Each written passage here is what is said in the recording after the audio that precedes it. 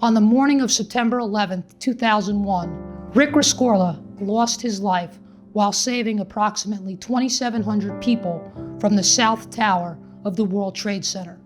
His sacrifice was the culmination of many years of loyalty, dedication, and service to this country.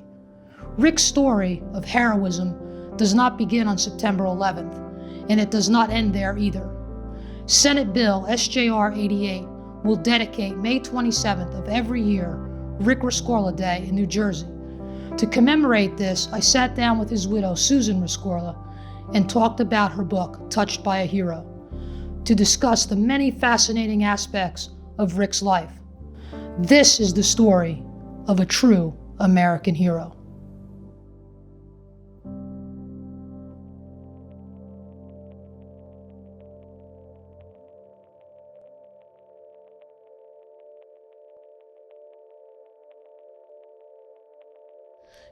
Good morning, Susan. And good morning, and how are you? I'm doing well, thank you. And your husband's story is an amazing one. And I happened to read your book about it, and I'm glad I did, Touched by a Hero. But I wanted to read something to you that was in the foreword by William Bennett, the former United States Secretary of Education. Yes. And he concludes his remarks by saying, "While we venerate too many not deserving the title hero, we neglect the real ones, the ones we can learn from, the ones we should emulate, the ones we should hold up. Rick Rescorla is such a hero." I think that sums up Rick's life so beautifully. Yes. That when you get into the rest of the book, you realize that your husband was a hero, not only in the military, not only in his work in the South Tower and Morgan Stanley as the head of security, but also in his daily life. And to me, that really says so much about who Rick was. Right. Rick was born in England, Yes. joined the military in England, comes to the United States, joins the military in the United States, becomes a citizen, and then becomes part of the American dream. He knew as a very young person what he wanted to obtain during his life, and so that at the end of his life, that he would have known that he did the very best he could, and that he did that in every single thing. He was like a visionary. I mean, he was also a writer. He had many talents. And he even learned Vietnamese going over to Vietnam, so that he was able to speak about it. I mean, he was just a fascinating, interesting person. He was his own man, he didn't, you know what I mean? And that came through in the book, right? Where Yes. Rick, with the people that he worked with, these were not the traders, these were not the wealthy folks, these were the day-to-day people. Right. That if they didn't have enough money for a suit, he took them out and out of his own pocket made sure that they could get a suit to come to work, to feel good about themselves.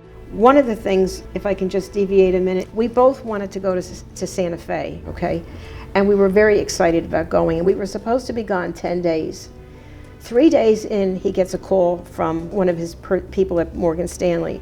And they said, "Oh, Rick," they said, "they're firing a lot of older people that had been there for years." So Rick turned to me after he got off the phone and he said, "Susan, I have to go home." He said, "I know a lot of these people, and I am not going to have them escorted out by a police officer." He said, "I am going to go there and give them dignity." And that's what we did. We cut it short so that this is just another instance of talking about what kind of man he was. It talks about his heart, Yes. right? About Yes. what a tremendous heart he had. Yes.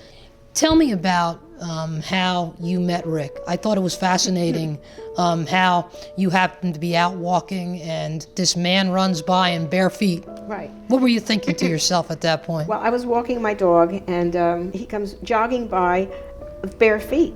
And so I looked up like this, and I said, "Oh my goodness, what are you doing?" And then he turns around, he says, "I'm writing a play about Rhodesia," or something, which he was. I guess 2 days later, he was driving by and I'm walking the dog, and he pulls down the window and he said, "How about going out to breakfast with me?" And I said, "Oh, I have the dog right here. I don't know about that." I said, "But if you want to come for coffee on my back patio, that would be fine." I said, "But come in the back way," because it's like, I was like, oh, a man's coming into the house. So anyway, So he did. He went and had his breakfast, and he came back, and 4 hours later we were having coffee, and he had to go to New York, and he just said to me, "We're going to be friends forever." And we never stopped seeing each other. That was it. And so Wow. a few months later we were married. Wow. You say that you've found your soulmate. Yes. And I can tell you that when I read the book, that came through to me clearly. Not necessarily by your words, but by how you've lived your life, not only with Rick, but since his passing. The people that you've met and his friends that you knew prior, you are still close with and still talk to and his family still in England, build too. on. Yes. When you first met Rick, did you know about his experience in Vietnam? No, I really did not know. He did not want to talk about it. The book that came out, we were soldiers once. He and his men were in the book many, many times, And that was the first book. real battle of The Ai Drang, yes. the Ai Drang in Vietnam, where I think it was like 300 of the 7th Cavalry were dropped into a position in Vietnam against almost 4,000 Viet Cong. Right. And somehow were able to hold their positions and to win that battle. Right. He was really fearless. He really was. I mean, even on the battleground, and how could I possibly know anything about this? But I can tell you that he was there to give confidence to his men, so that they would be able to carry on, because it must have been an absolutely awful. Well, General Moore says that he was probably the best platoon leader he had ever seen. Right. And he's credited with really, keeping his men alert and calm under pressure. And in the midst of a battle where our American soldiers were outnumbered, he was able to keep everybody calm and focused by singing. That's right. Singing to them and Yes. talking to them and going from foxhole to foxhole to Right. make sure that they felt like they could get the job done. Right. Rick had a couple of great friends. Two great right? friends. Yes. Dan Hill And Fred McBee. Fred McBee. Yeah. Dan served in Vietnam with Rick, and there was a part in the book that he speaks about where Dan was at another spot in Vietnam, another location, and was in a pretty heavy firefight. Things didn't look good for his unit. And he somehow was able to get in touch with Rick and told Rick, hey, look, things don't look good. It could be the end here. And Rick's response to him was, you just hold on, and I'll be there. And that's true camaraderie. That's being soulmates with you know what I mean, that your buddy. So yes, and he had two friends that he was devoted to. Well, and it amazed me because Rick somehow was able to convince his superior officers to let him take some soldiers and go to Dan's location and help them out of that situation. That's courage. That's a warrior. Yes, absolutely. And I think it was also because of his background. I mean, here he was in Rhodesia, and then he was in Cyprus in intelligence, and then he was part of the Flying Detectives of London. You know, and all those things come into play too. I mean, but it's all about the man and how it starts out too. Right. It just is, it's the core of a person. Every aspect of his life, each of the people that he's grown to know have, all saw this in him and all gravitated towards him as a result of it. Right. You never forgot him. If you met him, you never forgot him. Is a person born a leader, or are they developed into leaders? Maybe it's a little bit of both. I think it's innate. Yeah. I think that's what it is. I think there's no doubt. There's just no doubt about it. That's what he was from a small child. He just was what he was. He just was a very different kind of man. Well, he had to be, because when you think about his actions on 9/11, the North Tower gets struck first. He's in the South Tower. 20 floors of Morgan Stanley personnel that he's in charge of. The very next thing that happens is the Port Authority essentially comes on the intercom in the South Tower and tells everybody it's going to be okay, shelter in place. Right. Now, he is a military man, and as a military man, it's all about the chain of command. It's all about listening to your orders, but yet he chose to go floor to floor and begin to institute the evacuation plan that he had prepared for those folks over many years. And if it wasn't for him ignoring those orders and getting all of those people out that he was in charge to protect, the death toll in 9/11 could have almost been double of what it was. That's correct. Almost 2,700 people. Right. He was able to get out of that building because of his ability to lead. I mean, that in and of itself is an incredible part of this story. The other thing I wanted to talk about a little bit is about, he was there in 93.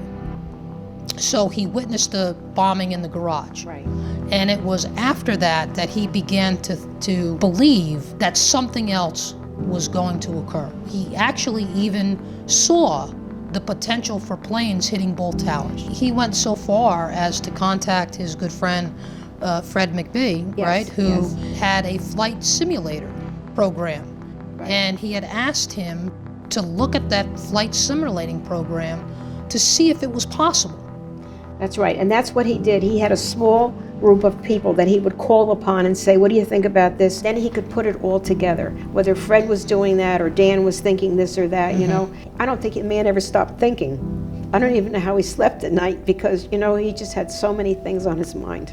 And that last month of his life also, there was a complete change in him because you knew he wasn't talking much, he was thinking. I don't know, I guess it just was just leading up to everything that he would have thought could happen, happened. When I knew what was happening, I was talking on the phone and Dan Hill had called me and said, put the TV on, you know, looks like his planes have come into the sides of the buildings and things. And of course, I got so upset, I can't even tell you. So anyway, he could not call me, obviously, and then he did call me, and so he said to me, you have to stop crying. If something happens to me, I want you to know you made my life. And I was so glad that at least I had words from him, you know. Several days afterwards, people were, you know, they were finding bodies, they were finding some people that were alive and so forth and so on.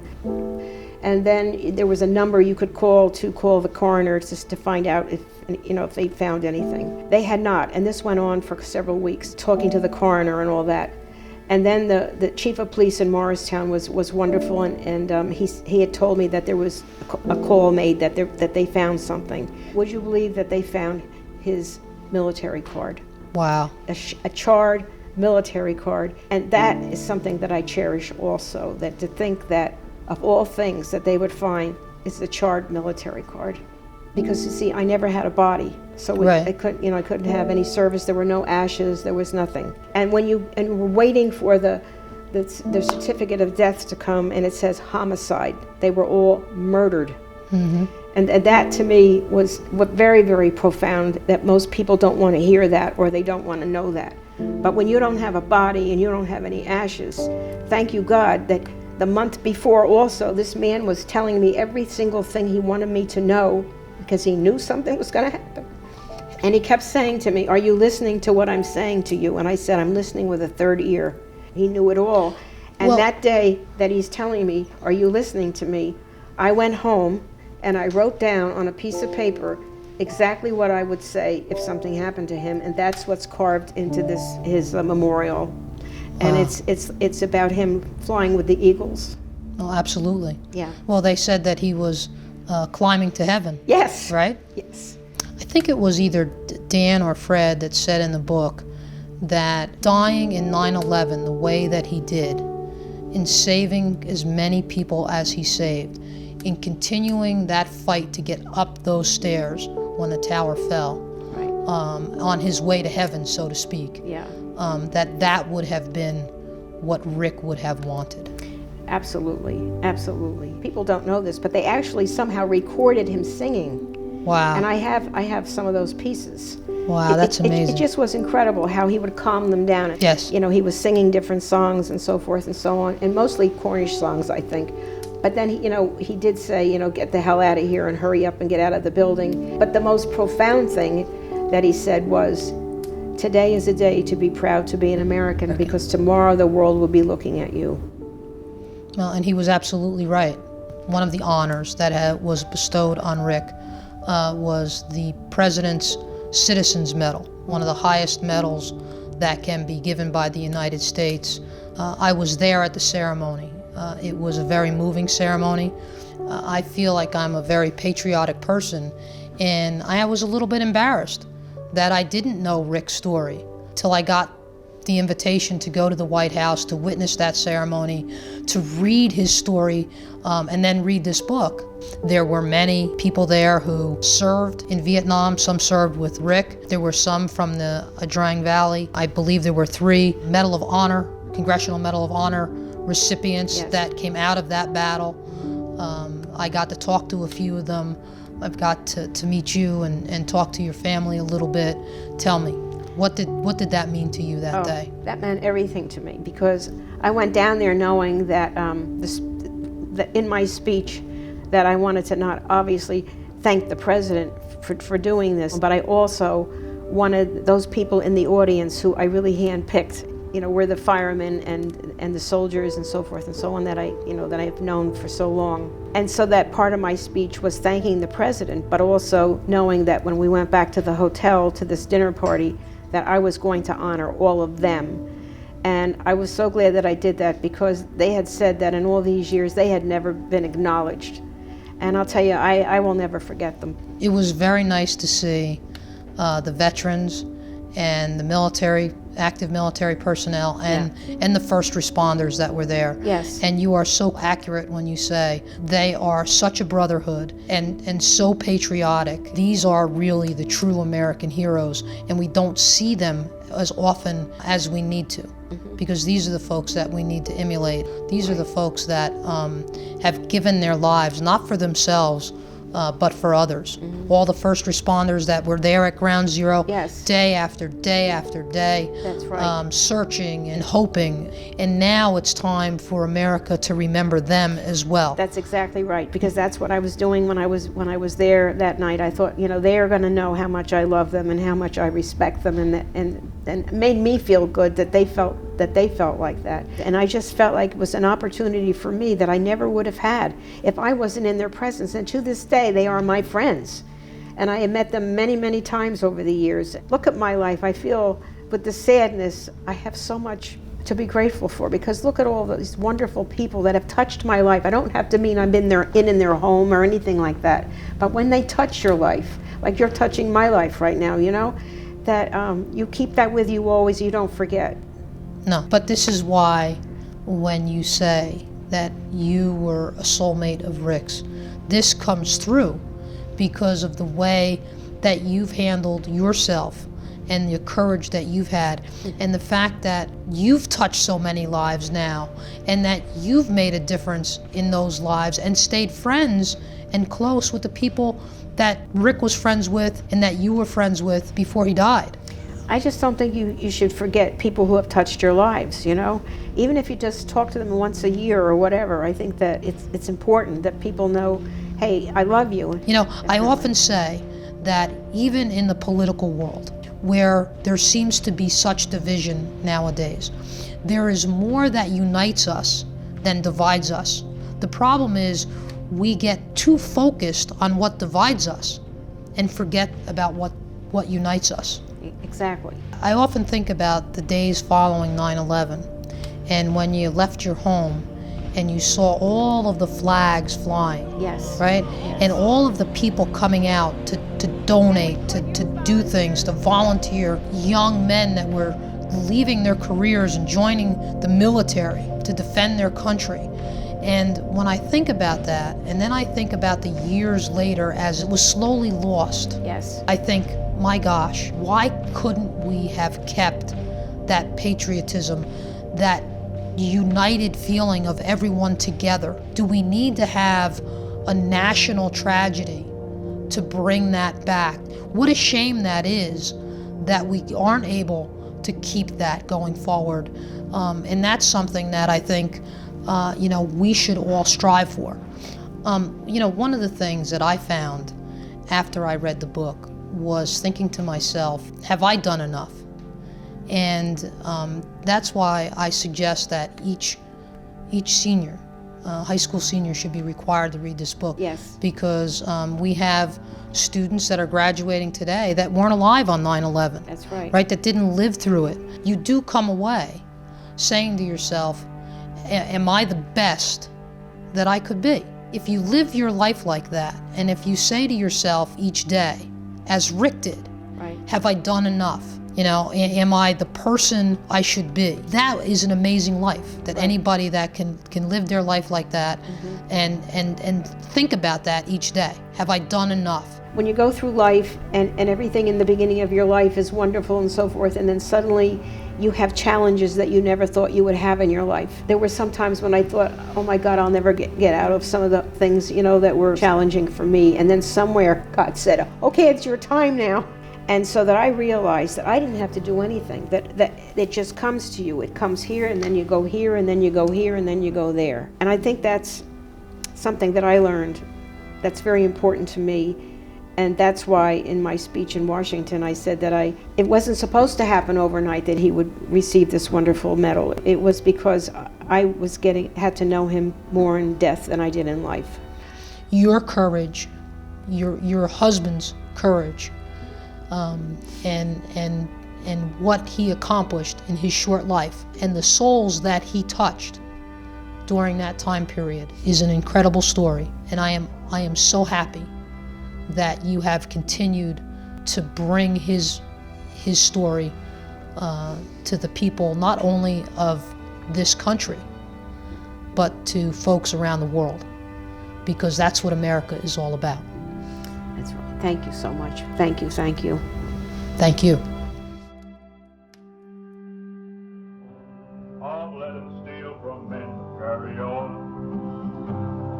Carry on, carry on, carry on. In the valley of Montana all alone. There'll be better days to be for the 7th Cavalry when we charge again for dear old carry on.